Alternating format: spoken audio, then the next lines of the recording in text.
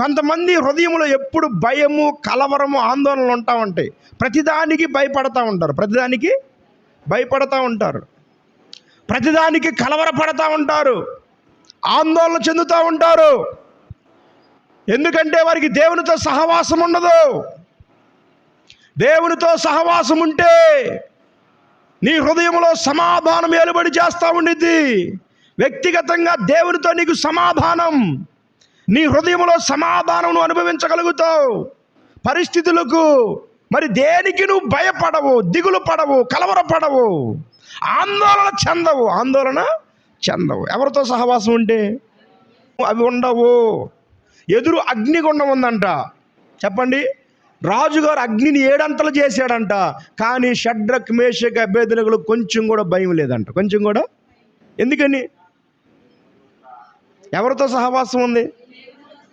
అసలు ఎదురు అగ్నిగుండం 7 అంతలు చేస్తే కొంచెం అన్న భయపడరేంటి వీళ్ళు? అసలు ఆ ధైర్యం ఎక్కడి నుంచి వచ్చింది వీళ్ళకి? దేవునితో సహవాసం. సింహబోన్లో విసిరేస్తామని దానియేలు సింహబోన్లోకి తీసుకొచ్చారు. మరి ఇంకొకరు అయితే సింహబోన్లో పడవేస్తామంటే చెమటలు కారిపోతాయి, భయపడిపోతారు, వణికిపోతారు సింహబోన్లో విసిరివేస్తామంటే.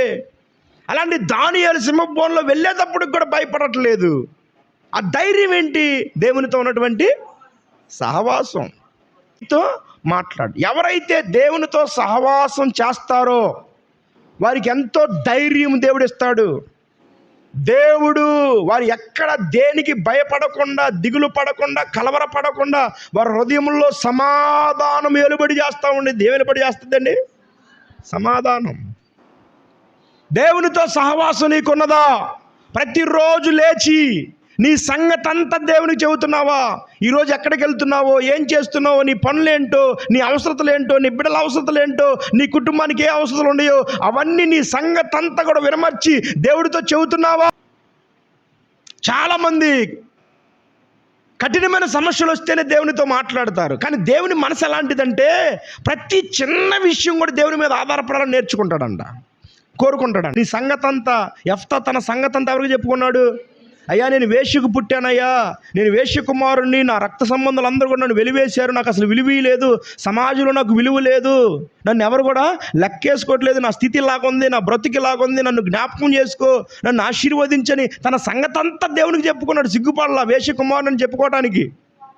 ఎవరు నన్ను లెక్క చేయట్లేదు, అసహించుకున్నారని కూడా చెప్పుకోవడానికి సిగ్గుపడలా. ఇంట్లో నీ పరిస్థితి ఏంటో చెప్పుకో దేవునికి. నీ బిడ్డల పరిస్థితి ఏంటో, నీ యజమానుడి పరిస్థితి ఏంటో, నీకేం కావాలో, నెలకు ఎంత అవసరమో, నీ ఆరోగ్యం ఎట్లాగుంటుందో